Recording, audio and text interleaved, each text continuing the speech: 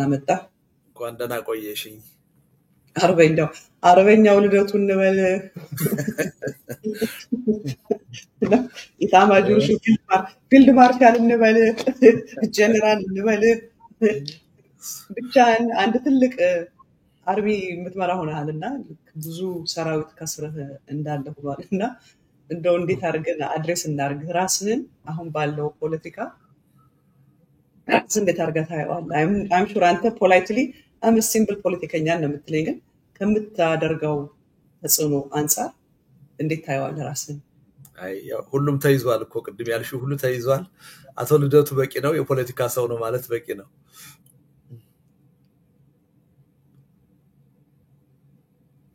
ይቅርታ አቶ ልደቱ፣ ይቅርታ በጣም አጠፋሁት። ከሩቅ ቦታ የተደወለልኝ ነበር፣ የምጠብቀው ስልክ ነበር። አሁን ደወሉ ዘጋው። እኔ ላይ አይሰራም። ማርያማዊት ስም ተጠቅቀኝ ቶሎ ይቅርታ ብዬ ዘጋሁት።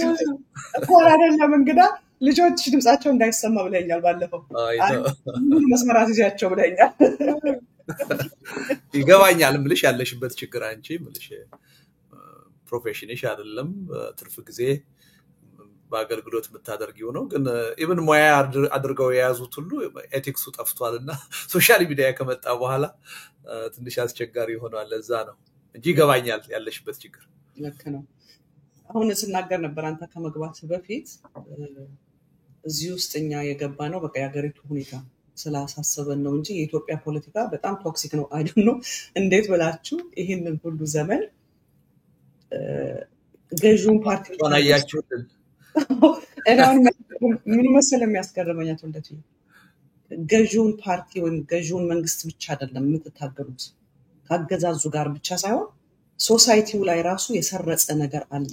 በቃ በጣም በሚያሳዝን ሁኔታ አይዶን ነው። እኔ በደርግ ነው ኢትዮጵያን ማቀው፣ በኢህአዴግ ኢትዮጵያን አላውቃትምና እኛ ያደግንበት አንተን በዛ ዘመን ስለነበርክ ደርግ ያደግንበት በጣም ኮንሰርቫቲቭ የሆነ ካልቸር ነው ያደግነው። በጣም አይዶን ነው ያደግኩበት አካባቢ እንደሆነም አላውቅም፣ ግን very conservative የሆነ በጣም ሪስፔክትፉል የሆነ ጭምት የሆነ ንግግር ያለበት። እኔ በብዙ ጊዜ እናገራለሁ ወደ ፕሮግራማችን ከመግባታችን በፊት ዘፈኖች እንኳን በዛ ዘመን የነበሩ ዘፈኖች ክሊን ነበሩ፣ ንጹህ ነበሩ ዘፈኖች ናቸው።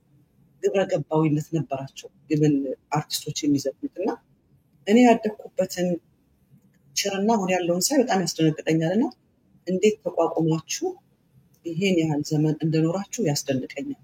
በዚህ አከብራችሁ ፈልጋለሁ። ያው አላነበብሽው ይሆናል እንጂ የዛሬ 20 ዓመት የአረም እርሻ የሚል አንድ መጽሐፍ ጽፌ ነበር፣ አነስ ያለ መጽሐፍና እሱ ላይ የጠቀስኩት ዋናው ነገር አሁን ያልሽውን ነበር። ወደፊት አዲሱ ትውልድ አባላት ወደ ፖለቲካ እንድገቡ ፈልጋለሁ። ስትገቡ ግን ከኔ መማር ያለባችሁና ማወቅ ያለባችሁ አንድ ትልቅ ነገር ቢኖር ዋናው ትግል ካገዛዙ ጋር አይደለም። ዋናው ትግል ማህበረሰቡ ውስጥ ያለ ተገቢ ያልሆነ አስተሳሰብ አለ። በተለይ አሉባልታ የሚባል ለምን እንዴት የት ተብሎ ጥያቄ ሳይጠየቅ ዝም ብሎ በሰው ላይ የሚወራን ነገር ወስዶ የመለጠፍ ጉዳይ ትልቁ ቻሌንጅ ይሄ ነው እና አሁንም ጥሩ ነው ያነሳሽው ማለት ነው። ኢትዮጵያ ውስጥ እኔ ሰዎች ፖለቲካ ውስጥ እንዲሳተፉ ፈልጋለሁ። ሲሳተፉ ግን ይሄን ማወቅ አለባቸው። ትልቁ ቻሌንጅ ከመንግስት በላይ ወሬ ነው፣ አሉባልታ ነው፣ ስም ማጥፋት ነውና እሱን እውነቱን ለመናገር የኛ ቀደም ያለ ተሳትፎ ለእናንተ ቢጠቅማችሁ ይመስለኛል። ከኛ መማር አለባችሁ። እዛ ላይ ጊዜ ማጥፋት የለባችሁም። ስራችሁን መስራት ነው እንጂ ወሬው መቼም ይሆን አይቆምም። እኔ 20 ዓመት ሞክሬያለሁ የሚቆም መስሎኝ ያለው ኮሜንቱን አንብበው ቢያላቅም ማርያማዊት አላነብም እና ብዙ ጽፍ ያለው ብዙ ተናግሬ ያለው ግን አይቆምም፣ ይቀጥላል እና ስራን መስራት ነው እንጂ እሱን እንቀይራለን ብለን መድከም አጉል ነው። የራሱ ይኖራል። አብሮ የትግሉ አካል መሆን የለበትም። አዌርነስ ነው። በደርግ ጊዜ ንቃት የሚባል ነበር። እኛ ልጆች ሆነን ሃሎ በዚህ ቀበሌ የምትኖሩ ለንቃት ወጡ ይባል ነበር። ምን እንደሚያነቃቸው ባላቅም ደርግን የተሰብስቤበት ጊዜ ለዛ የበቃው ሰው አልነበርኩም፣ ግን ንቃት እያለ ደርግ ይጠራ ነበር። ሳምቲንግ የሚያነቃው ነበርና አዌርነስ የመፍጠር ሶሳይቲውን ማስተማር። ምክንያቱም መንግስት እኮ የሚመራው ህዝብን ነው። ህዝቡ ደግሞ በዚህ አይነት አመለካከት ከሆነ ሶሳይቲ ውስጥ ያለው አመለካከት ይሄ ከሆነ ለመንግስት ራሱ ትልቅ እንቅፋት ነው የሚሆነውና የፖለቲካ ላይ ያላችሁ ይሄን በሶሻል ሚዲያው ላይ ተጽዕኖ የሚፈጥሩት ህዝቡንስ አዌር ማድረግ ማንቃት አብሮ የሚሆን ነገር አይመስልም?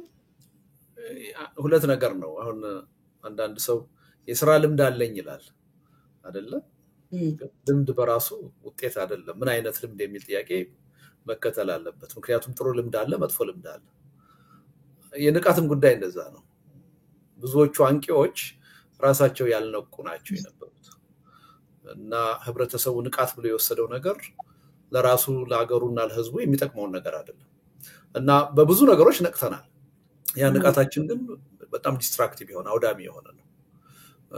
አቅጣጫችንን ቀይረን ወደ በጎ አቅጣጫ ለመሄድ የሚያስችሉ ንቃቶች ግን እስካሁን ብዙዎቻችን አልተረዳናቸው፣ እንደ ንቃትም አንቆጥራቸውም እና ሪሊ ንቃት ሲባል ምን አይነት ንቃት ነው? በክፋት የሚነቃለ በበጎ ነገር የሚነቃለ እና እኛ የመጡት መንግስታት ሁሉ በበጎ አይደለም ሲያነቁን የነበረው። ያው ምክንያቱም ካድሬዎች ናቸው በአብዛኛው የማንቃቱን ስራ ይዘው ሲሰሩ የነበረው። ሚዲያዎቹን የተቆጣጠሩት ካድሬዎች ናቸው፣ ባለሙያዎች አይደሉም እና ሰው እንዲነቃ የተደረገው በበጎ ነገር አይደለም፣ ተገቢ ባልሆነ ነገር ነው እና ብዙ ጉልበት ብዙ ጊዜ የጠፋው እሱ ላይ ነው እና እዚህም እዛም ድምጾች አሉ በበጎ ሊያነቁ የሚችሉ፣ ግን ሰፊ የሆነ አድማጭ እስካሁን አላገኙም። በተለይ ደግሞ ሶሻል ሚዲያ ሲመጣ እነዛ አይነቶቹ ክፋት ላላቸው ሰዎች በጣም ጥሩ የሆነ ምቹ ሁኔታ ነው የፈጠረላቸው። እንግዲህ ህብረተሰባችን በሂደት ያው ህብረተሰብም እንደ ልጅ ነው ማርያማዊት ያድጋል። ማነው ግን ኃላፊነቱን የሚወስደው? አሁን ያው እንዳልኩህ ሌት ካመር ነኝ፣ ሌትሊ ነው እንደውም ትዝ ካለ አንተንም ሳመጣ ምንም እውቀት አልነበረኝም ስለ ኢትዮጵያ ፖለቲካ። የኢትዮጵያ ፖለቲካ እውቀት የለኝም ማለት ግን ፖለቲካ አላውቅም ማለት አይደለም። በጣም ብዙዎቹ የሚሳሳቱት ያ ነው። because I was not interested ብዙ ጊዜ ላለው ከኢትዮጵያ ፖለቲካ ማቀው ሁለት ስም ነው። በትልቁ መለስን፣ በኋላ ደግሞ አንተን ነበር ማቀው እንጂ I never interested ኖኝ አያውቅም ኢትዮጵያ ፖለቲካ ለማወቅና አሁን ሌት ነው የመጣሁትና አሁን ግን ተቀላቅዬ ሳየው በጣም አደገኛ የሆነ ቶክሲክ በጣም መርዛም የሆነ ነገር ሶሻል ሚዲያው ላይ አለና ሪስፖንሲቢሊቲ የሚወስደው ማን ነው? ለምሳሌ እንደው ይሄ እንኳን አልነበር ማርስታችን ግን ኢምፖርታንት ስለሆነ በዚህ እንጀምር። ለምሳሌ ብዙ አካላት ለምሳሌ መንግስት ትልቁ ኃላፊነት መውሰድ ያለበት ነው። ምክንያቱም አብዛኛውን የፕሮፓጋንዳ ማሽን የሚቆጣጠረው እሱ ነው። ፖሊሲ የሚያወጣው እሱ ነው። የትምህርት ፖሊሲ ጭምር የሚያወጣው እሱ ነው። ስለዚህ መንግስት ትልቁ ኃላፊነት አለበት። መንግስት ኃላፊነት የሚሰማው ለዜጎች የሚጨነቅ ቢሆን ኖሮ ይሄ ነገር ለመስተካከል ሰፊ እድል ይኖረዋል። ከዛ ቀጥሎ ደግሞ ትምህርት ቤቶች፣ የሃይማኖት ተቋማት እነዚህ ሁሉ ትልቅ ሚና አላቸው። የሀገሪቱ ምሁራን፣ ፕሬስ፣ መገናኛ ብዙሃን ትልቅ ሚና አላቸው። ግን አሁን ትልቁ ችግር ምንድነው? ራሳቸው ቅድም እንዳልኩሽ ያልነቁት ሰዎች ናቸው እነዛን ኃላፊነቶች የሚቆጣጠሯቸው እና ተጠያቂው ሁላችንም ነን። አሁን የኢትዮጵያን ምሁራን ብትወስድ እውቀታቸው በትምህርት ቤት በኮሌጅ ወይም በዩኒቨርሲቲ የተወሰነ ነው። ለህብረተሰብ አገልግሎት መዋል አልቻለም።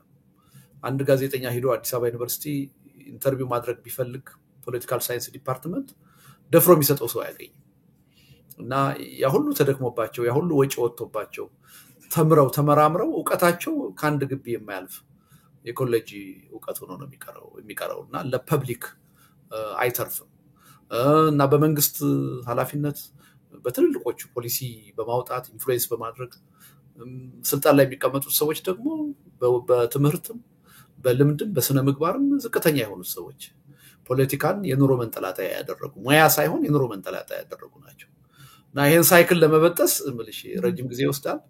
ተጠያቂነቱና ኃላፊነቱ በየደረጃው ቢለያይም ሁላችንም ተጠያቂ ነን የሚል እምነት አለኝ። ግን ዋናው ግን መንግስት ነው። ኮንሺየስ የሆነ ይሄን ችግር በአግባቡ የተረዳ መንግስት ብናገኝ ሌሎቹም ወደዛ አቅጣጫ እንዲገቡ ትልቅ ሚና ሊጫወት ይችላል። ግን ዋናው አጥፊ መንግስት ነው። እኛ ሀገር መንግስት ካለ የሆነ ጊዜ ላይ ኢትዮጵያ ጠቅላይ ሚኒስትር የፌስቡክ እና የምናምን እግዚአብሔር እጃችሁን ይስጣችሁ እያለ እግዚአብሔር ይፍረድባችሁ እያለ ፌስቡክ እና ይሄ ሶሻል ሚዲያ ላይ ያለውን ነበረ የሚያወግዙት። ሞር ቦታውን የሚወስደው የሶሻል ሚዲያ አክቲቪስቱ ሊሆን አይችልም። የሶሻል ሚዲያ አክቲቪስት ሊሆን አይችልም። እንደሳቸው ንግግር ከሆነ ፌስቡከሮች እና ሶሻል ሚዲያ ላይ ያላችሁ እግዚአብሔር ይፍረድባችሁ እያለ ይናገር ነበር። እሳቸው አሁን እኔና አንቺ በምናወራበት ኮንቴክስት አይደለም። እሳቸው አገሪቱ ወይም ትውልዱ ተጎዳ ብለው አይደለም እኔን ተቃወማችሁኝ ብለው ነው። ለምን እኔን አልደገፋችሁኝም ብለው ነው። ርግማናቸው ከዛ የሚነሳ ነው እንጂ ከሀገር አንፃር አይደለም። በዚህ ረገድ ከሞራሊቲ አንፃር አይደለም። በዚህ ረገድ እውነቱን ለመናገር አሁን ሀገሪቱ ውስጥ ዋና ተጠያቂ ሰው ቢኖር ጠቅላይ ሚኒስትሩ ናቸው። ያው መንግስት እንደ መንግስት ተጠያቂ መሆኑ እንደተጠበቀ ሆኖ የመንግስትን ስራ አስፈጻሚ ደግሞ በዋናነት የሚመሩት እሳቸው ናቸው። እንዳውም የኢትዮጵያ መገናኛ ብዙሃን ሶሻል ሚዲያ በአብዛኛው ጭምልቅልቆ የወጣው ብልጽግና ከመጣ በኋላ ነው። ስርዓት ያጣው በመንግስት ፖሊሲ ደረጃ ተይዞ ነው እንደዚህ አይነት ነገር የሚካሄደው። እና ምልሽ የሀገሪቱ ጠቅላይ ሚኒስትር ነጭ ውሸት በየቀኑ እየወጣ በሚዋሽበት ሀገር ምን አይነት ሶሻል ሚዲያ ተጠብቂያለሽ? ኃላፊነት የሚሰማው እውነት የሚያወራ መርህ የሚከተል ሊሆን አይችልም። እና መሪ በጣም ወሳኝ ነው። አንድ ቤተሰብ አባት እናት ወሳኝ መሆናቸውን ያህል ለአገርና ለህዝብ ደግሞ መሪ ወሳኝ ነው። አሪያ ሆኖ የሚታይ መሪ ያስፈልጋል። እንደዚህ አይነት በየአንዳንዱ ንግግር ነጭ ውሸት የሚዋሽ መሪ ባለበት ሀገር ቁጥር ፋክት እየፈጠረ የሚናገር መሪ ባለበት ሀገር ሶሻል ሚዲያው ምን ሊሆን ይችላል ብለሽ ነው? ከባድ ነው። በጣም ከባድ ጥያቄ ነው። በእኔና ባንቺ የሚመለስ አይደለም። ሪሰርች ሁሉ ያስፈልገዋል። ልክ ነህ። ግን ውሸትን ብቻ ሳይሆን የጠቅላይ ሚኒስትሩ አይን ያወጣ ተራ ዘለፋ፣ ብሽሽቅ፣ ተራ የሆኑ ንግግሮች ኦፊሱን የማይመጥን ህዝቡን የማይመጥን የጠቅላይ ሚኒስትርን ቦታ የማይመጥን ንግግሮችን ጭምር ስለሆነ ልክ ነህ። ያም ሊሆን ይችላል። እኔ እንግዲህ ሞር አቴንሽን የሰጠሁት አሁን ስለሆነ አሁን ሌትሊ ብልጽግና ከመጣ በኋላ እኔ የሚዘገንና የሚያስፈራ ነገር ነው የማየው።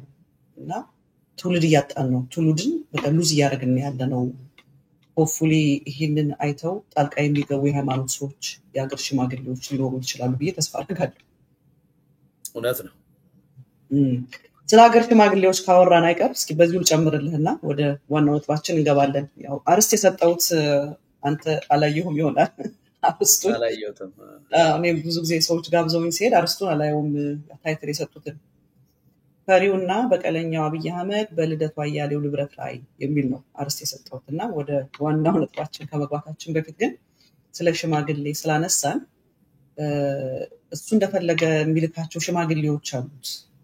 በቃ የራሱ የሆነ ሽማግሌ ብሎ ያስቀመጣቸው አሉት። እና እነዚህ ሽማግሌዎች ደግሞ በእኔ እይታ አገርን ከጥፋት ሲያድኑ ሳይሆን ለሀገር ጥፋት ሲተባበሩ ነው ያየኋቸው። ለኔ አሁን የኢትዮጵያ መንግስት ባለው ክሬዲቢሊቲ አንጻር ካለው ክሬዲቢሊቲ አንጻር ስታይ እነዚህ የተላኩት ሽማግሌዎች እንዴት ታያቸዋለህ? ምን ኢምፓክት ያመጣሉ? ምን ለውጥ ያመጣሉ? እንግዲህ ከአሁን በፊት ሽማግሌ ወደ ትግራይ ተልኮ ቀጥሎ የመጣው ዘረፈጅ የሆነ ጦርነት ነው።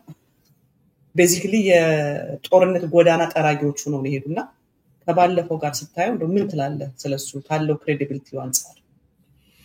ያው እንግዲህ አሁን ትልቁ ችግር ምንድነው? ሁሉን ነገር ነው እያጣን ያለ ነው። መንግስት የመንግስት ተቋማትን ህጎችን እነዚህ መርከሳቸው አንድ ነገር ነው። ያው ግን ከዛም አልፎ መንግስት ሽምግልናን ሳይቀር የሃይማኖት አባቶችን ሳይቀር የችግሩ አካል አድርጓቸዋል። እንዳይታመኑ አድርጓቸዋል። እኔ ያስታውሳለሁ አሁን የገዳ ሽማግሌዎች ሲባል በጣም ከፍተኛ የሆነ አቅም ያላቸው ህብረተሰቡ በጣም የሚቀበላቸው ናቸው የነበሩት። የኦርቶዶክስ አባቶች ሲባል የሙስሊም አባቶች ሲባል ቀላል ነገር አይደለም። በጣም ህብረተሰቡ ዋጋ የሚሰጣቸው እንደው ያለማጋነን ከፍርድ ቤት እና ከፖሊስም በላይ የሚከበሩ ናቸው። በየአካባቢያቸው ዳኝነት የሚሰጡ ሰው እኮ ፍርድ ቤት ከመሄዱ በፊት እኮ የአካባቢ ሽማግሌ ነው የሚሄደው። ሽማግሌ ያለውን ይቀበላል። እና ትልቅ ተቋማት ነው የነበሩት፣ ኢንፎርማል የሆኑ ተቋማት ነው የነበሩት። እነዛን ሁሉ ነው ያረከሳቸው መንግስት። የራሱን ተቋማት ከማበላሸት አልፎ ፍርድ ቤቶቹ አጠቃላይ ተቋማትን እንዳይሰሩ ከማድረግ አልፎ የህብረተሰቡን ለዘመናት ከህብረተሰቡ ጋር አብረው የኖሩ የህብረተሰቡ እሴት የነበሩ ነገሮች ሁሉ በቃ ዋጋ እንዳይኖራቸው እንዲበጣጠሱ ነው ያደረጋቸው። እና አንዱም ትልቁ ችግር ይሄ ነው። ኢትዮጵያ ውስጥ አሁን በቃ አስተራቂ የሚባል እንዳይኖር ነው ያደረገው። እና ሪሊ በጣም አሳዛኝ ነገር ነው ይሄ። እና አሁንም ቢሆን ያው አየሽ ያለፈው ልምድ ስላለ አሁን ሽማግሌ ተላከ ሲባል ሁላችንም ደስ ሊለን ነው የሚገባው። መቼስ ጦርነት ይቆም ጦርነት እንዳይነሳ ብሎ መሸምገል የተባረከ ነገር ነው፣ የሚፈለግ ነገር ነው። ይሄን በመርህ መቃወም አይቻልም። ማንንም ሰው ቢሆን ሰላም እንዲመጣ ፈልጌ ነው እና ስሙኝ አዳምጡኝ እንዳትዋጉ ካለ መደገፍ ነው ያለበት። ችግር የለውም። ችግሩ መጥፎ ልምድ አለና ታይቷል።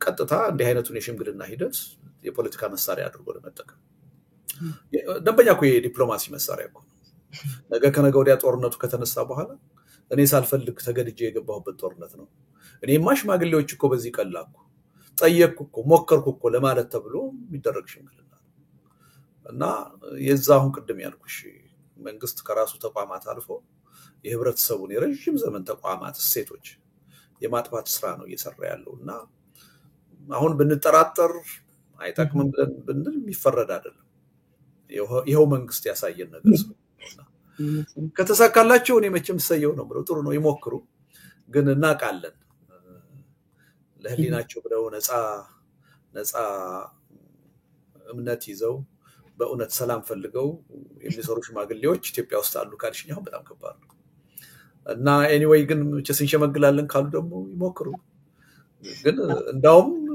ጦርነት እነዚህ ሰዎች ይሄን ጥረት እያደረጉ ነውና ጦርነት ሊቀር ነው ብለን ከማሰብ ይልቅ የጦርነት አንድ ቅድመ ሁኔታ ነው ይሄ ወደ ጦርነት ሊከር ሲፈለግ አንዱ ቅድመ ሁኔታ ሽማግሌ ያስቀድሙ መላክ ነውና የበለጠ እንድፈራ ነው የሚያደርገው በጣም ያሳዝነኛል ግን እስቲ የሀገር ሽማግሌዎች አባቶች ራሳቸውን ይጠይቁ ለምንድን ነው የምንኖረው የተለየ ስም የተሰጠን ማዕረግ የተሰጠን ሽምግልና የሚባል ማዕረግ እኮ ቀላል ማዕረግ እኮ አይደለም ማንንም ሊደርስበት የሚችል ነገር አይደለም በእድሜ ብቻም የሚሰጥ አይደለም ትልቅ የሆነ የህብረተሰብ ትረስት ማግኘት አለብሽ ከሌ ሽማግሌ ነው ለመባል ከዛ በላይ እንግዲህ ኢማም ተብለው ጳጳስ ተብለው ያን ሁሉ ማዕረግ ከደረሱበት በኋላ አንዳንዶቹ እድሜያቸው ከገፋ በኋላ እውነቱን ለመናገር አብዛኛውን ህይወታቸውን ከኖሩ በኋላ ለምንድን ነው የፖለቲካ መጠቀሚያ የሚሆኑት ለምንድን ነው ለህሊና መኖር የማይችሉት ለእምነታቸው መኖር የማይችሉት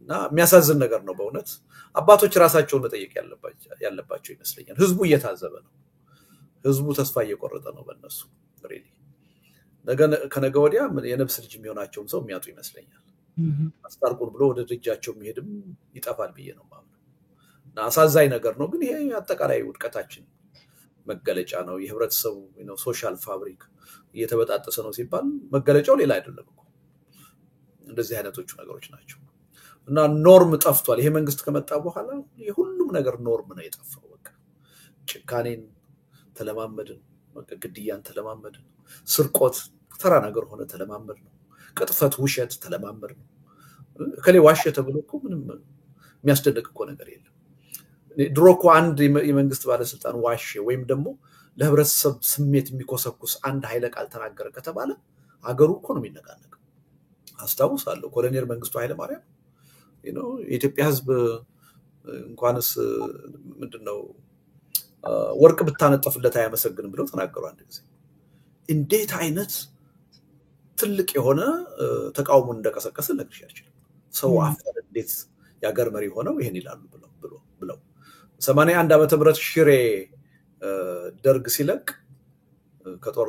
የሽሬ ጦርነት በኋላ ትግራይ ውስጥ የምናገኘው በጀት እኮ ለስክሪፕቶና ለወረቀቱ እንኳን አይሸፍንም ብለው ተናገሩ ይሄን በማለታቸው እንዴት አንድን ህዝብና አካባቢ እንዲህ ብለው ይናገራሉ ተብለው ማመን አትችልም የደረሰባቸው ተቃውሞ ኢቭን ከዛ በኋላ አስታውሳለሁ አቶ አምባሳደር ስዩም መስፍን የባድመን ጦርነት ከባድመን ጦርነት በኋላ የአልጀርስ ስምምነት ላይ ለኢትዮጵያ ተፈርዷል ባድመ ብለው ተናገሩ እና ኋላ ላይ ይሄ ውሸት ሆኖ ተገኘ እስካሁን ድረስ የሚወቀሱበት ነገር ስማቸው በተነሳ ቁጥር ያቺ ውሸት ትጠቀሳለች እንዴ መለስ ከባንዲራው ጋር ጸብ የለንም አዎ ያቺ ነገር እድሜ ከሞተም በኋላ አሁን ተከተለ አሁን ግን በየቀኑ እየወጣ የሚዋሽ ጠቅላይ ሚኒስትር ነው ያለ በየቀኑ የአገሪቱ የመንግስት ወይም የውጭ ጉዳይ ሚኒስትር ቃል አቀባይ የሚባሉት በየቀኑ የታማጆር ሹሙ በየቀኑ የክልል ፕሬዝዳንት በየቀኑ እየወጡ ነው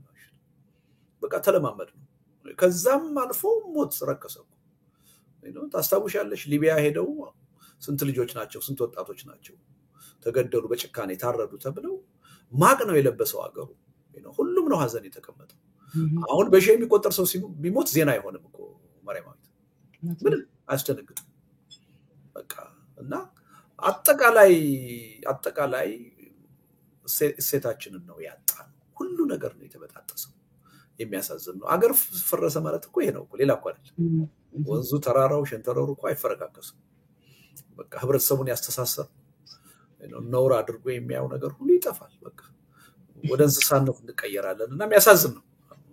ግን ይሄ ሁሉ ግን የምን አሁን እኔ በጣም በቃ ፊገር አውት ለማድረግ የምሞክረው ኤቭሪዴይ ለነገሩ እነ ዶክተር ሚልኬሳ ወጥተው ሲናገሩ በብዙ አይኖቻችን ተከፍቷል። ስፔኩሌት የምናደርገው ከርቀት ሆነን የምንገምተውን ነገር ለካ አልተሳሳቱም ነበረ በተው ነው የነገሩን እና እነ ዶክተር ሚልኬሳ እንደሚነግሩን ከሆነ ሰውየው እውቀት የለውም። በቃ ዝም ብሎ በግምት ነው ተኝቶ ሲነሳ ነው የሚመራት ነው የሚሉት እና የእውቀት ማጣት ብቻ ነው ይሄ ምንድን ነው በዚህ ደረጃ የኢትዮጵያዊነትንም የሰዋዊነትንም እንደው እግዚአብሔርንም አመልካለሁ የሚልንም የፖለቲከኛነትንም ምንም አይነት ስነልቦና የሌለው ከምንድን ነው ኦሪጂኔት ያደርግ ምንድን ነው የዚህ ሁሉ ነገሩ ምንድን ነው ለተረዳለ ምንሽ እኔ ከ5 ዓመት በፊት ነው በዚህ ጉዳይ ላይ ደምድሜ የተናገርኩት 27 ሲደመር 2ም ስጽፍ ስለ ጠቅላይ ሚኒስትሩ አስቀምጫለሁ።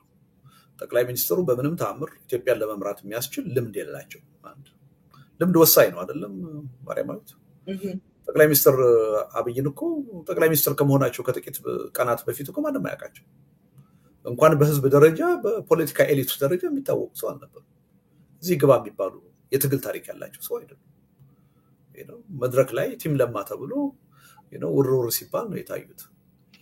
ጠቅላይ ሚኒስትር ሲሆኑ አብዛኛው ኢትዮጵያ ህዝብ ያውቃቸው ማን ነው እና የሰሩባቸውን ያሳለፏቸውን የኃላፊነት ቦታዎችም ካየን አገርን ለማስተዳደር የሚያስችል ልምድ የላቸው። በየሄዱበት መስሪያ ቤት ግቢ ሲያስጌጡ ቀለም ሲቀቡ ነው የኖሩት። በዛ ነው የሚታወቁት እንጂ እዚህ ግባ የሚባል ትርጉም ያለው ስራ ሰርተው ያውቁ። አንዱ አገር ማስተዳደር ቀላል ነገር አይደለም። ልምድ ይጠይቃል። ልምዱ የላቸውም። ሁለተኛው እውቀት ይጠይቃል። ደግሞ ልምዱ ስላለሽ ብቻ ሰሪዋለሽ ማለት አይደለም። እውቀት ይጠይቃል። ተጨባጭ የሆነ ከአገር አስተዳደር ጋር የተያያዘ እውቀት ይጠይቃል። በጣም ጥራዝ ነቀጥ የሆነ አስተሳሰብና እውቀት ያላቸው ሰው ናቸው። በአንድ ነገር ላይ እንኳን ደግሞ አንድ ስፔሲፊክ ነገር ላይ እንኳን ጥልቅ የሆነ ንባብ ያላቸው ሰው አይደለም። ዛሬ የሚናገሩትን ነገ የማይደግሙ በጣም ሻሎ የሆነ አመለካከት ያላቸው ሰው ናቸው። ስለዚህ እውቀት ሳይኖርሽ አገር እንዴት ልታስተዳድሪ ትችላለሽ? አስቸጋሪ ነገር ነው። እውቀት ሲባል ደግሞ ዝም ብሎ ጥሬ እውቀት ትምህርት ቤት ገብተሽ የምትማሪው ብቻ አይደለም። አካባቢ ከህብረተሰብ የምትማሪው እውቀት አለ፣ ዊዝደም አለ። የላቸውም እሳቸው። የግድ መደበኛ ትምህርት አይደለም። አንዳንድ ሰዎች በተፈጥሮ ከአካባቢያቸው፣ ከቤተሰባቸው፣ ከህብረተሰባቸው ተምረው ትልልቅ ኃላፊነት መሸከም የሚችሉ ዊዝደም ያላቸው ሰዎች አሉ። በሌላውም ዓለም እንደዛ አይነት ሰዎች ታይተዋል እና ያ የላቸው፣ እውቀት የላቸው። ከሁሉም በላይ ግን እውቀትም ልምድም ካለመኖሩ በተጨማሪ ከሁሉም በላይ ግን ቅንነቱ የላቸው። ቅንነት ያስፈልጋል። ቅንነት ያለው ሰው የፈለገ ደካማ እንኳን ቢሆን እውቀት ባይኖረው የሌሎችን እውቀት መጠቀም ይችላል። ሌሎችን ኤክስፕሎይት ማድረግ ይችላል። ለህዝብ ለሀገር ሌሎች እንዲሰሩ እድል መፍጠር መንገድ መክፈት ይችላል። ቅንነቱ ሲኖር የሀገርን የህዝብን ችግር ሰቆቃ የሚያስቀድም ሲሆን ከስልጣኑ በላይ ማለት ነው። ያ ቅንነት ካለው የብዙ ሰዎችን አይምሮ የብዙ ሰዎችን እውቀትና ልምድ ሊጠቀም ይችላል። ይሄ እንደዛ አይደለም። አንድ ከሌ የምትዩ ቁም ነገር ያለው አማካሪ እንኳን የላቸው። በጠቅላይ ሚኒስትር አማካሪነት ደረጃ የሾሟቸው ሰዎች እንኳን አያማክሯቸው። ዝም ብለው ቢሮ ከፍተው ገብተው ዘግተው ነው የሚወጡት። ማንም ሰው አሁን ብዙ ሰው እነከሌ ብሎ ስም እየጠቀሰ አማካሪ እንደሆኑ ሲናገር ሰማለሁ። ውሸት ነው። አንድም እሳቸውን ኢንፍሉዌንስ የሚያደርግ ሰው የለም። ስራ አዘው ስሩልኝ ይላሉ እንጂ እሳቸውን መክሮ ኢንፍሉዌንስ የሚያደርጋቸው ሰው የለም። በቀደም ዕለት ፓርላማ ላይ ሰምተው ከሆነ ሳልነግራችሁ ወደ ሶማሌ ክልል የሄድኩት እያሉ ለፓርላማው ራሱ ማለት ነው። እና ምንም ነገር የሚያማክሩት ነገር የለም። እና ያቺ ሀገር በስንት ዓመት ያፈራቻቸው ኤክስፐርቶች ሁሉ ማንም አይጠቀምባቸው። ቁጭ ብለው ነው የሚውሉት። ውጭ ጉዳይን እንደ ትልቅ ምሳሌ መውሰድ ትችላለሽ። ኢትዮጵያ አንድ በጣም የምትታወቅበት ዘርፍ ቢኖር ጠንካራ የሚባለው የመንግስት መዋቅሯ ውጭ ጉዳይ ነው። በጣም ብዙ ባለሙያዎች ናቸው፣ ብዙ ኤክስፐርቶች ከኢትዮጵያ አልፈው ለአፍሪካ ህብረት፣ ለአውሮፓ ህብረት፣ ለተባበሩት መንግስታት ሰፊ አገልግሎት የሰጡ ባለሙያዎች ያሏት ሀገር ነች። እነዛ ሰዎች አሁን ምንም ቦታ የላቸው። ምንም ተቋሙም እንደ ተቋም ምንም አገልግሎት የለው። እሳቸው ብቻ ናቸው አጠቃላይ የሀገሪቱን የውጭ ጉዳይ ስራ የሚፈጽሙት የሚወስኑት ብቻቸው። ከማንንም አያማክሩ።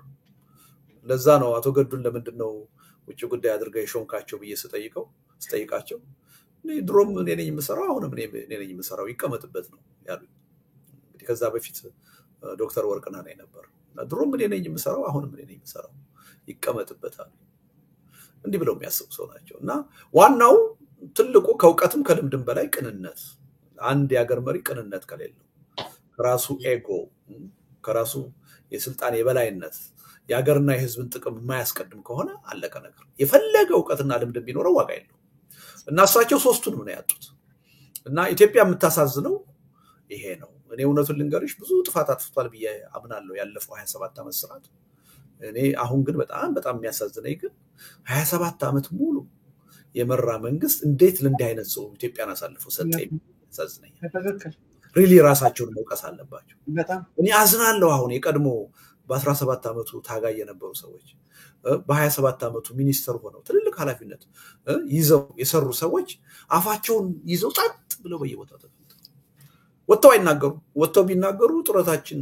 የክራይ ቤት እንቀማለን ብለው ፈርተው አንቺ የወጣትነት ዘመናቸውን እንኳን አሳልፈውታል ትርፍ ህይወት ነው አሁን የሚኖሩት እንዴ የኢትዮጵያን ህዝብ ለእንዲህ አይነት ሰው አሳልፈን ሰጠን በዚህ ተጠያቂው እኛ ነን እንዲህ አይነት ሰው ስልጣን ላይ ወጥቶ ይችን ሀገር ሲያፈርስ ከማንም በላይ የመታገል ግዴታ ያለብን እኛ ነን ብለው እኔ እንዴት እንቅልፍ እንደሚተኙ እኔ ራሴን ዶክተር አብይ በዚህ ስልጣን ላይ በመገኘታቸው እኔ ራሴን ተጠያቂ አደርጋለሁ ምን ያህል ደካማ ብንሆን ነው ምን ያህል የመስራችን ባንሰራ ነው ኢትዮጵያን ያህል ትልቅ ሀገር እንዲህ ያለ ሰው የተቀመጠባት ብዬ ራሴን ገርፋለሁ ማርያማዊት ከልቤ ነው በራሳቸው መዋቅር ውስጥ አሳድገው እጃቸውን አውጥተው የመረጡት ሰዎች አይናገሩም አሁን ስለ ቤተሰባቸው ህይወት ስለ ተከራዩት ቤት ስለ ጡረታቸው ነው የሚያስቡት የትኛው እድሜ ነው ምን ሊቀርባቸው ነው ከዚህ በኋላ እና አዝናለሁ በእውነት እና የሶስቱ ጥምረት ውጤት ነው እንግዲህ ባጭሩ የሚገርምህ ዶክተር ደብረጽዮንን አንዴ ምን አላቸው አሉ ከሳቸው ጋር ያወራሱ ሲያጫውተኝ የሆነ ነገር ሲለው ሄጄ ከፖሊት ቢሮ ጋር ተወያይቼ ብቻዬን ወስነው ነገር የለም ሲል ምንድነው እነሱም አንተ እኮ ነህ ሊቀመንበር እንደፈለክ ማድረስ ትችላለህ የምልሰብም የምላማላ አናግር ነው እንዴ መሪ እኮ ነህ በቃ make the decision ራስህ ብለው እንዳሏቸው ሰው ነግሮኛልና በትክክል ነው በቃ አንተ ፈላጭ ቆራጭ ነህ ካንተ ውጪ ላ ሚል ሰው ነውና ልክ ነህ እኔ በቀደም የነበሩት ሰዎች ተጠያቂ ናቸው ይሄንን የመሰለ ሰው አምጥተው ላያችን ላይ አስቀምጠው አሁንም ደግሞ ወጥተው እንትና ለማለታቸው በጣም ትክክል ነው ህብረተሰቡ በያለበት በየአካባቢው እንዲህ አይነት ሰዎችን ሲያገኝ መውቀስ አለበት ከቀድሞቹ ባለስልጣናት ጀምሮ እስከ አቶ ለማ መገርሳ ድረስ ምንድነው የምትሰሩት ለካስ ድሮም ለግላችሁና ለቤተሰባችሁ ጥቅም ነው የታገላችሁት ለሀገር ቢሆን አሁን ዝም አትሉ መባል አለባችሁ ቻሌንጅ መደረግ አለባችሁ እውነቱን ነው የምልሽ ግን አትወልደቱ አሁን አንተ በደንብ አድርገህ ተመልከት እንዴት አድርገህ እንደምትገልጸው በጣም ይገርማል ቅንነት የላቸውም ልምድ የላቸውም እውቀት የላቸውም እያልክ ያመጡት እንዳመጅ ታች ድረስ ወርዶ የሀገር ሽማግሌ እንኳን እስከማይኖር ድረስ እንግዲህ በቀደመው እስከምናቀው ድረስ የሀገር ሽማግሌ እኮ አፋችም አጋቢም እኮ ነው አስታራቂም ነው ብዙ ነገር የሚያደርጉ ናቸው የመንግስትን ቦታ ወክለው ተክተው የሚንቀሳቀሱ ናቸው እነሱ ነው ዲስትሮይ ያደረገብን በዚህ የተናገርክ ያለ ኢቭን እሱን ይሄን ሰው ወደ ስልጣን ያምን እንዳንተ አንቱ ማለት አልችልበትም እኔ በጣም ለማደንቅህ አንቱ ያክ ነው ይሄን ሰው አድሬስ የምታረገውና አይኬና እንኳን አይደለም አንቱ ጠቅላይ ሚኒስተር ለማለት እኔ ይከብደኛል ፖለቲከኛ ስላይደለው ማለት ነውና ይቅርታ አድርግልኝ በዚህ ደረጃ አረመኔና ጨካኝ የሆነን ሰው ከትግራይ ደግሞ አኩርፈው የመጡት ፌደራል መንግስቱ ይግባና ህግ ያስከብር ሲሉ ደግሞ እንሰማቸዋለን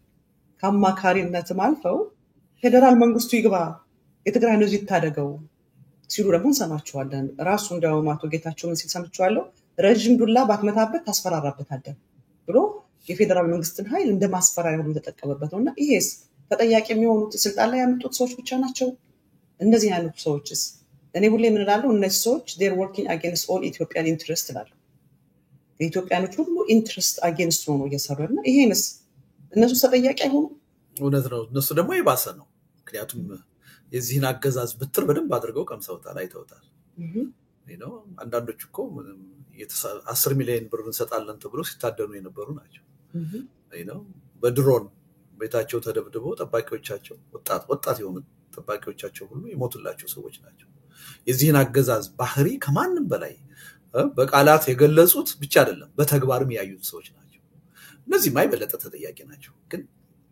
ሪሊ ከነሱ ደግሞ ዝም ያሉት ይሻላሉ መሰለኝ ማርያማዊት አይደል ቤታቸው አዎ በጣም ስለነሱ ነበር ቅድም ማወራ አሁን ስታነሻቸው እነዚህ መልክ የለውም እኮ አዎ ግን እነዛ ይሻላሉ እንጂ በጣም ምን አለ ሰው ከነክብር እኮ መሞት እኮ ጥሩ እኮ ነገር ነው ለየትኛው ህይወት ነው እንኳን እኔ አሁን አንዳንዶቹ ከኔ በላይ ትልቅ እድሜ ያላቸው ናቸው እኔ አሁን ሳስበው ስለ ቀሪ ህይወቴ እንደው ጥሩ ነገር የፈለገ ነገር ልስራ ብል ይበቃኛል ወይ ጥሩ ነገር ለመስራት ከዚህ በኋላ ያለው እድሜ ብዬ ነው የሚጨነቀው እንዴስ በዚህ ዘመን ለእንዲህ አይነት ምንም ጥያቄ የሌለው ጨፍጫፊ ለሆነ አገዛዝ ራስሽን አሳልፈሽ ትሰጫለሽ በጣም በጣም አሳፋሪ ነገር ነው ትላንትና እንግዲህ መደባበቅ የለብንም አሁን አቶ ጌታቸው ገና ነው አቅጣጫውን አይቼ ነው መተቸደ ጀመርኩት ሰምተሻል ገና አቅጣጫውን አይቼ ይሄ ችግር በአቶ ጌታቸውና በዶክተር ደብረጽዮን መካከል ያለ ችግር አይደለም ይሄ ከፕሪቶሪያ ስምምነት በፊት የነበረው ጦርነት ቀጣይ ሂደት የዛ ግብግብ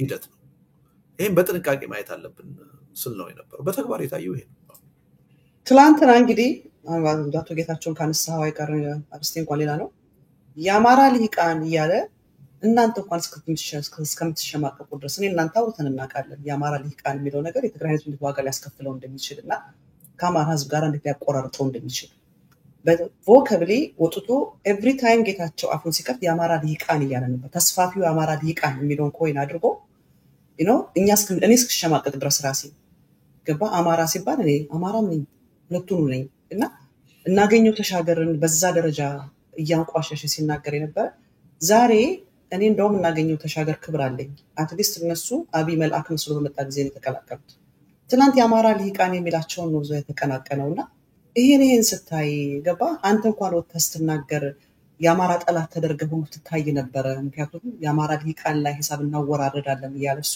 አንተ ደግሞ ወጥተህ የትግራይ ህዝብ ይገባውም ስትል የአማራ ህዝብ ትሬ እንዳደረግ ሁሉ የምትደረግበት ጊዜ ነበር እኔ ስንችሉ ነበርና ይሄን ስታይ እንደው ማለቴ ምን ይሰማሃል የነዛ ዝምታ ብቻ አይደለም በተዛባ ሁኔታ ነው የተተረጎመባቸው ብለን አቶ ጌታቸው ሁሉ ተከራክረንላቸዋል አቶ ጌታቸው የተናገረው ለምሳሌ ልሂቃን ነው ያለው የአማራ ልሂቃን ነው እንጂ ያለው የአማራ ህዝብ አላለም አንዳንዶቹ ግን የአማራ ህዝብ ብለው ይተረጉሙት ነበር ነው እንደሱ አይደለም ልሂቃን ነው ያለው ልሂቃን ማለት ውስተት ነው ግን በተዛባ ሁኔታ መተርጎም የለበትም ለምሳሌ ኢትዮጵያን የትም ቢሆን ሲኦልም ድረስ ገብተን እናፈርሳለን ብሏል ተብሎ ይነገር ነበር እንደዛ አላለም እውነት ተጓደለበት ያላግባብ ስሙ ጠፋ ብለን እኮ እኛ ሁሉ እንከራከርለት ነበር አየሽ አሁን ግን ሁላችንንም ነው የሸጡን አሳዛኝ ነገር ነው እና እኔ እውነቱን ለመናገር አቶ ጌታቸው አንድ ዩኒቨርሲቲ እያስተማረ የህብረተሰብ ማህበራዊ ክብሩን ይዞ ቢቀጥል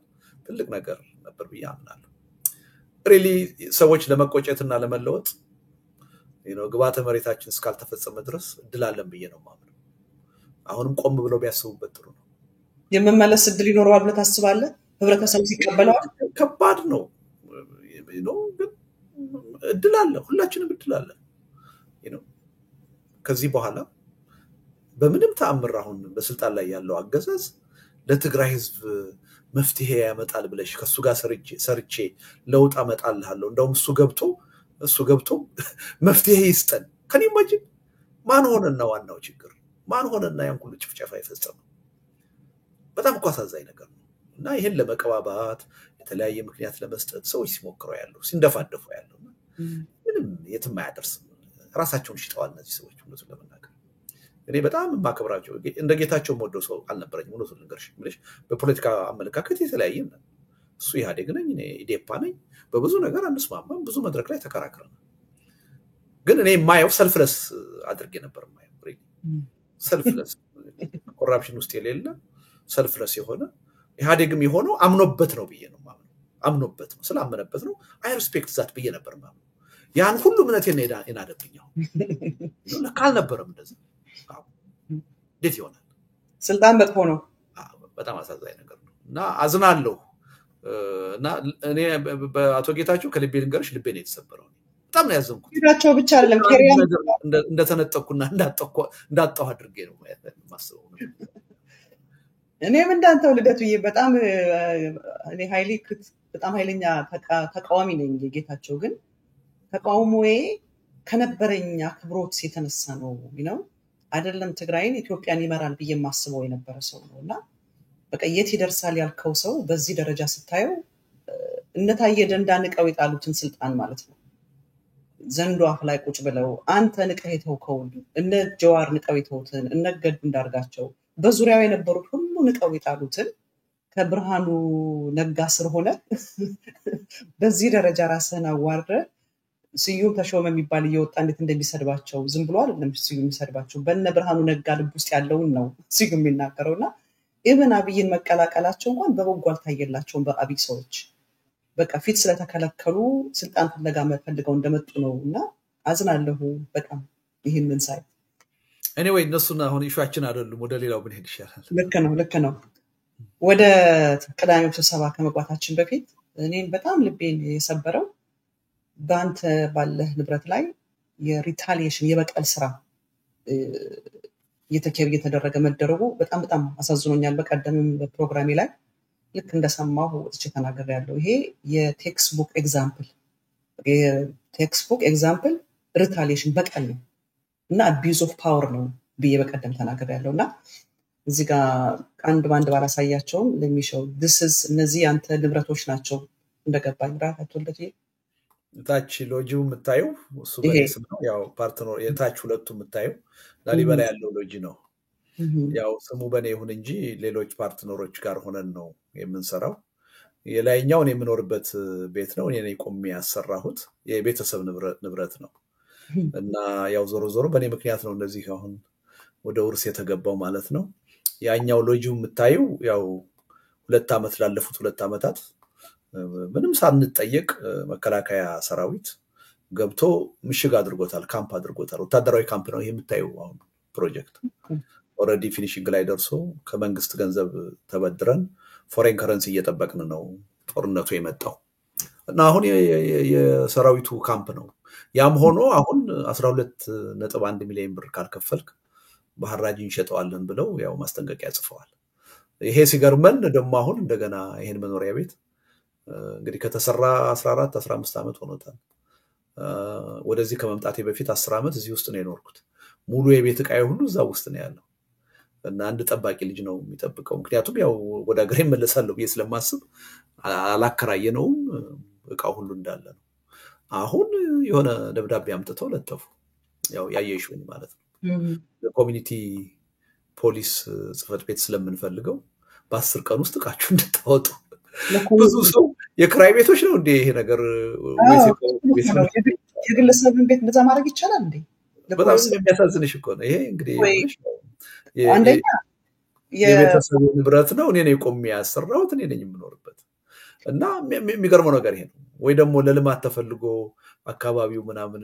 ነው ለቀቁ ሊፈርስ ነው ይባል አንድ ነገር ነው በጣም የሚያስቅ ነገር እኮ ነው ምንሽ እንኳን አንድ አገር የሚያስተዳድር መንግስት አንድ ተንኮለኛ ግለሰብ እኮ ያረጋዋል ማትዩ ነገር ነው የሚሰሩትና ሪሊ አሁን ዝም ብዬ ብናገር በቃ ያ ወረቀት ባይኖር ለስለሽ ማሳመን ትችላለሽ ዳውንሎድ አላደረኩም እንጂ ነው በስልኬ ከቻልኩ አሳየዋለሁ ያልገባኝ ነገር ሆቴሉንም ሎጁንም ያለምንም ፈቃድ የፖሊስ ማደሪያ አድርገውታል የሰራዊቱ ማደሪያ አድርገውታል አንተም ደግሞ ደብቀህላችሁ ዝም አልክ ድሮ እኮ ብታጋልጣችሁ ጥሩ ነበር ይሄንን እንትን ነው አየሽ እንትን ሰበብ አይደለም የሚፈልገው እንደዚህ ብዬ ደግሞ ብናገር የፖለቲካ ትርጉም ይሰጡታል ብዬ ነገ ከነገ ወዲያ ጦርነቱ ሊቆም ይችላል ልታገስ ብዬ ዝም አልኩ ያው ምልሽ በወደ ሰፊነት ነው እኛ የምናየው ነገሩን ማለት አንተም ኮል ታስከፍላችሁ ትችላለህ ያንን ኦኩፓይ መክፈሉን ተዩና ዳሜጅ ካላደረጉትም ሌላ ጉዳይ ነው እና መክፈዩን ተዩና ምልሽ እንደው በክብር እኮ ጠይቀው ቢያደርጉት አንድ ነገር ነው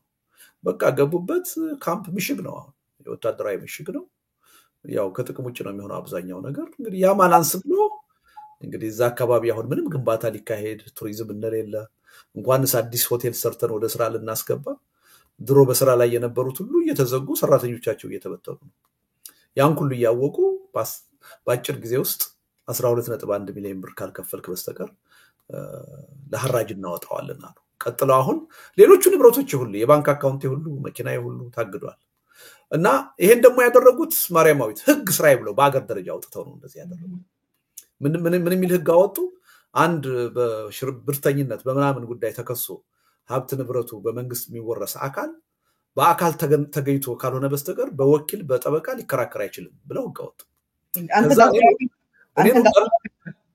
ከሰርግ ገና በፊት እኮ ነው የዛሬ 2 ዓመት 3 ዓመት ነው ያወጡት አወጡና ከዛ አገር ቤት እንዳልገባ ነው ይከለከሉ አሁን በጠበቃ እንኳን ጠበቃ አቁሜ እንኳን ይከራከራል እንዲህ አይነት ህግ ቤት ዓለም አለ እና እውነቱን ለመናገር ተራ ነገር ነው እኔ እውነቱን ልንገርሽ አሁን ብዙ ሰው ይጨነቃል ልደቱ ምን ሊሰማው ይችላል ሊናደድ ይችላል ምናምን ብሎ እኔ በፍጹም እንደው ህብረተሰቡ እንዲያውቅልኝ የምፈልገው በቃ በዚህ አገዛዝ ተስፋ ቆርጫለሁ እንኳንስ የኔን ንብረት አገሪቱንና ህዝቡን ያፈርሳል ምንም ጥርጥር የለኝም በዚህ ከቀጠለ ስለዚህ አገር ከሌለሽ ህዝብ ከሌለ ሀብት ንብረት ምን ትርጉም አለው እኔ ደግሞ ታጋይ ነኝ እንኳንስ ሀብት ንብረቴ እርግጥ ነው ትልቁ ችግር ምንድነው ከኔ አልፎ የቤተሰብ ንብረት የጓደኞቼ ንብረት ሁሉ ነው አብሮ እየተቀማ ያለው የኔ ብቻ ቢሆን ችግር አልነበረው በኔ በኩል ግን ምንም ህይወቴን ማሳለፍ ለመስጠት ጨክኜ የገባሁበት ትግል ነው ለዛ ነው ወስኜ በዚህ ሁኔታ አገር ቤት ልገባ የነበረው ህይወቴን ጭምር አሳልፌ ለመስጠት ወስኜ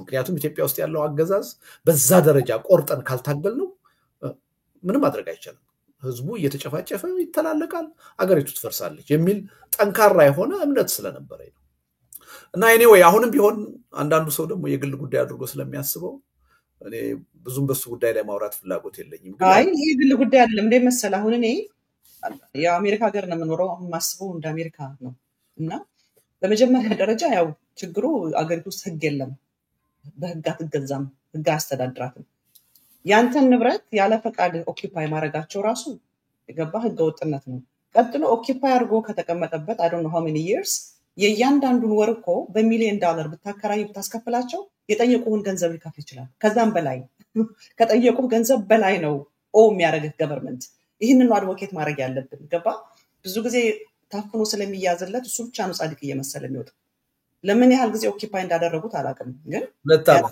2 ዓመት እንግዲህ አስብ እያንዳንዱን ወር እንኳን በሚሊዮን ነው የሚከራየው እንደዛ አይነት ትልቅ ነገር ብታባዛው 24 ወራት የጠየቀህን ገንዘብንም ከዛ በላይ ሜክ ታረጋለህ እና አይደለም አንተ አይደለም የምታረጋቸው መንግስት ያረጋሃል ገንዘብ መንግስት ያደርጋል ሁለተኛ እኔ አሁን ይሄንን ነገር ፕሮግራማችን የሚከታተሉት ፔቲሽንም አሰርተን በተለያየ ቦታዎች አድቮኬት ማድረግ ያለብን የሚቀጥለው ጥያቄ ተከታታይ ይሄን ያብራራልናል እንዳትወልደቱ አይነት እንደዚህ ያለ ነገር የተደረገበት በቀል ነው ይሄ አብሮነት የሚባለው ነገር መንግስትን ስላናወጠው ጦርነት ይቆም ሰላም ይምጣ የሚለው መንግስትን ስላናወጠው ዌስተርኑ ይሄንን እንዲሰማ አትወልደቱ የመንግስት ግልበጣ አይደለም ያደረገው ጦርነት ይቆም ሰላም ይምጣ የሚል እንቅስቃሴ ሞመንት ስለተጀመረ የሱ በቀል ነው መንግስት ስልጣኑን ተጠቅሞ ከዚህ ኢንሲደንት በኋላ ነው ይሄንን ያደረገውና ለኢንተርናሽናል ኮሚኒቲ ኢንክሉዲንግ ለትራምፕ አድሚኒስትሬሽን ልናሳውቅ ይገባል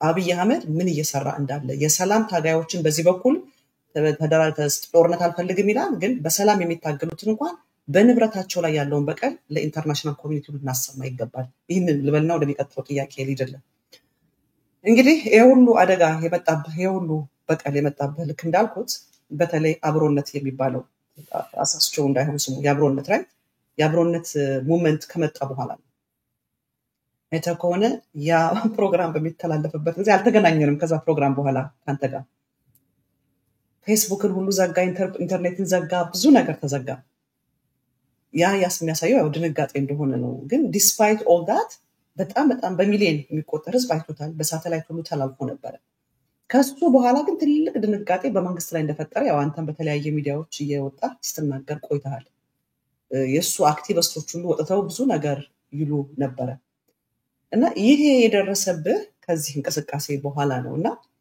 አሁንም በሚቀጥለው ቅዳሜ ሌላ ፕሮግራም ብታረጉ እየተዘጋጃችሁ ነው ያላችሁት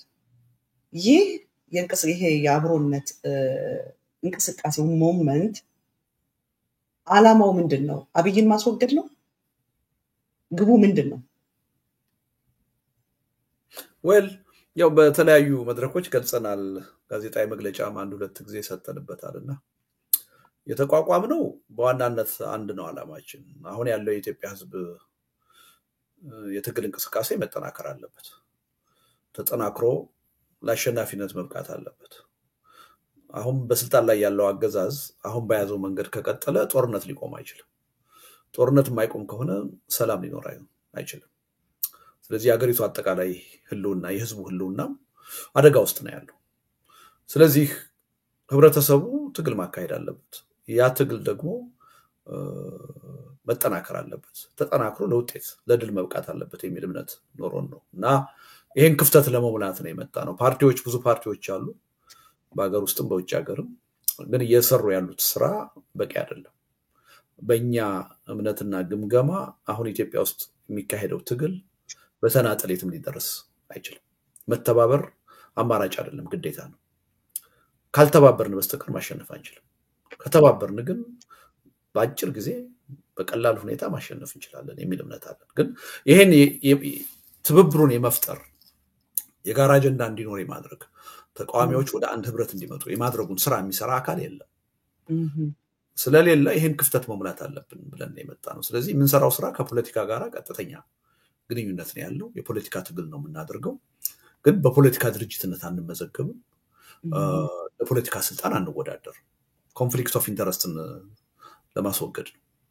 ሌሎቹ የፖለቲካ ኃይሎች ወደ ህብረት መጥተው በጋራ አጀንዳ አንድ ግራንድ ኮሊሽን ፈጥረው ኢትዮጵያ ውስጥ ጠንካራ የሆነ ሰላማዊ ህዝባዊ ቢተኝነት እንዲቀጣጠል መደረግ አለበት ይሄ መንግስት በጥያቄ ሊለወጥ አይችልም በጥያቄ ሊሸነፍ አይችልም ይሄ መንግስት በትግል ብቻ ነው መሸነፍ የሚችለው ትግሉ ደግሞ በጠመንጃ የሚያደርጉት ትግል ብቻ መሆን የለበትም አብዛኛው ተምሯል የምትዩ ከተሜ የምትዩ ህዝብ ግን እጁን አጣጥፎ እየመጡ ነው ይያለ ታጣቂ ኃይሎችን ነው የሚጠብቀው ይሄ ትክክል አይደለም በአንድ ሀገር ለሚካሄድ ትግል ዋና ፋናዋጊ መሆን ያለበት ከተሜው ነው ተምሯል የሚባለው ህብረተሰብ ነው ይሄ ህብረተሰብ ኢትዮጵያ ውስጥ በቁጥር ከ24 ከ25 ሚሊዮን ህዝብ በላይ እጁን አጣጥፎ ቁጭ ብሎ በጦርነት ነገ ከነገ ወዲያ ሌሎች ኃይሎች መጥተው ነፃ ያወጡኛል ብሎ መጠበቅ ትክክል አይደለም የሚል እምነት አለ ስለዚህ ይሄን ህዝብ አንቀሳቅሶ ተጨባጭ ሆነ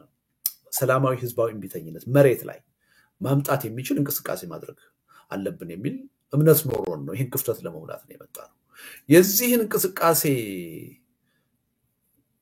አደገኝነት ለስርዓቱ ላገዛዙ ከማንም በላይ የሚያውቀው አገዛዙ ማርያማዊት እኔን በሚመለከት ከመጀመሪያው ይሄ መንግስት የጥቃት ኢላማ ያደረገኝ ያሰረኝ ታስሬ ከተፈታው በኋላ ወደ ውጭ ሀገር ሄጄ እንዳልታከም የከለከለኝ እንደገና ታክሜ ይመለሳለሁ ሲል የከለከለኝ ያለ ምክንያት አይደለም ለሰላማዊ ትግል ያለኝን ቁርጠኝነት ስለሚያውቅ የነልደቱን ሐሳብ የህብረተሰብ አንድ ጊዜ አምኖ መቀበልና መከተል ከጀመረ ያልቅልናል የሚል ፍርሃት ስላላቸው እውነቱን ለመናገር በዚህ ረገድ ያስተሳሰብ ችግር ያለው ጉዳዩን ባግባቡ ያልተረዳው ተቃዋሚው ኃይል መንግስትን የሚቃወመው ኃይል እነሱ በደንብ ይረዱታል ሰላማዊ ትግል ምን ያህል አደገኛው እንቅስቃሴ እንደሆነ የነሱ ደካማ ጎን እንደሆነ በዙሪያቸው ያለው ኃይል ያሰባሰቡት ኃይል ህብረተሰብን በሰላማዊ መንገድ የተሰለፈን ህብረተሰብ ለረጅም ጊዜ ሊቋቋም የማይችል እንደሆነ